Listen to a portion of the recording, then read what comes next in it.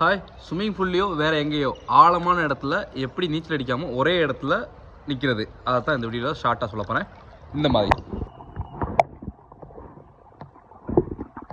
இது பண்ணுறதுக்கு நல்ல வாட்டர் பேலன்ஸ் தெரிஞ்சிருக்கணும், வாட்டரோட கிராவிட்டி எப்படி இருக்குன்னு தெரிஞ்சிருக்கணும், முக்கியமாக ஸ்விம்மிங் தெரிஞ்சிருக்கணும். அவங்களுக்கு அண்டர் வாட்டரில் எந்த மாதிரி கை ரொட்டேஷன் பண்ணுறேன், எந்த மாதிரி காலில் கிக் பண்ணுறேன் அப்படிங்கிறத அண்டர் வாட்டரில் பண்ணி காட்டுறேன்.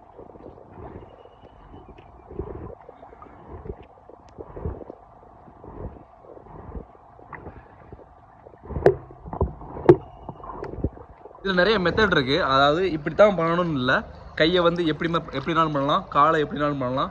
ஆனால் நீங்கள் நிற்கணும் இந்த மாதிரி. நான் நிறைய வெரைட்டி பண்ணி காட்டுறேன் பாருங்க. இது ஒன்று, இது ஒன்று,